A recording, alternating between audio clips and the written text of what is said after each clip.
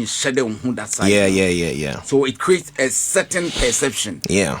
But has it affected you in any way? I mean, like you're saying, people would always build perception from like hearing you speak.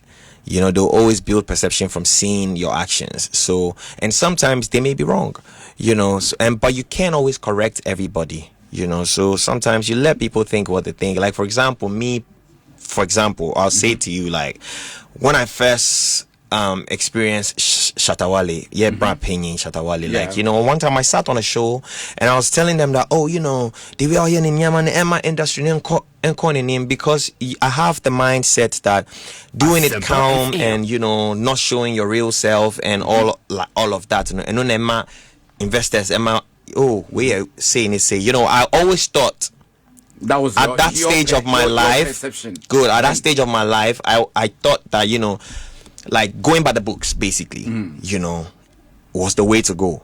But really and truly, there's also an aspect of being yourself, you know. So when I sat down and I thought about it, I mean, it wasn't about the hits that I was catching at that point of like Shatta movement coming at me and all of that. It wasn't about that. But I had to really sort through like the reality. This is your big brother. Like, how do you go there and say this about your big brother? Like, you know what I'm saying? Like, this is who he is and this is what he's doing and he's surviving and he's living his life. It's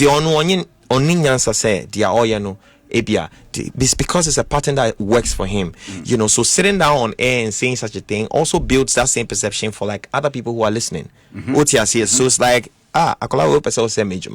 you know, because it's gonna take a while for him. On the Good. That, you know. So it took time for me to understand, and when I did understand, my friend, George, and I called my friend Melissa. I was like, hey, this is what happened, what do you think? It's like, I want to call him, I want to go to him and apologize to him. I want to tell him I'm sorry, but like, you know, I just understood this whole game now.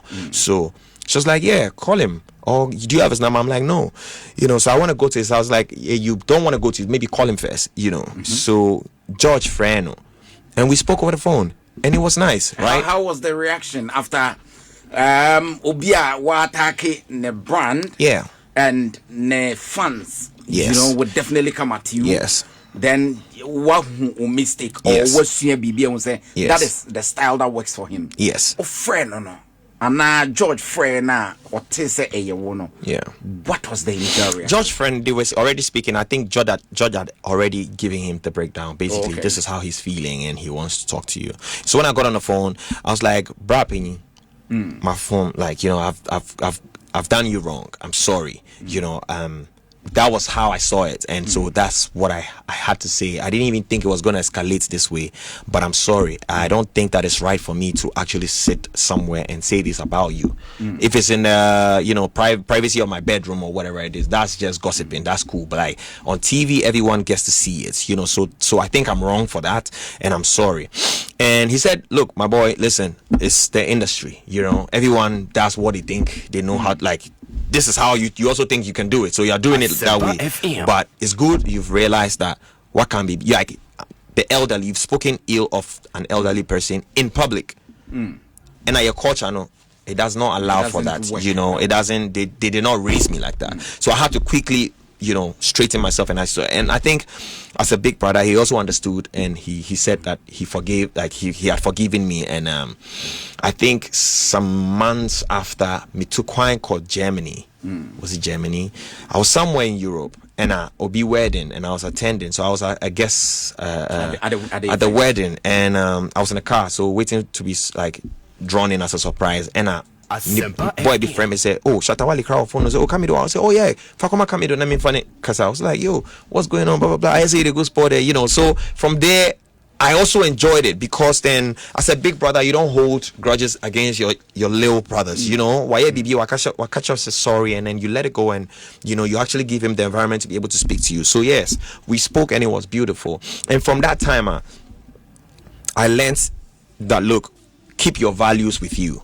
The way I'm raised you, know, keep it with you. You know, if I was raised to be a rude person, like towards the elderly, I don't think I would have called to say I want to say sorry. Maybe I also come at him and all of that, and it's that whatever it's going to be is what's going to be. There are people like that. You know, so what I'm saying is that I try to like keep my values with me, you know, to ensure that so people can keep their perception. Keep their perception. You are you. I am myself.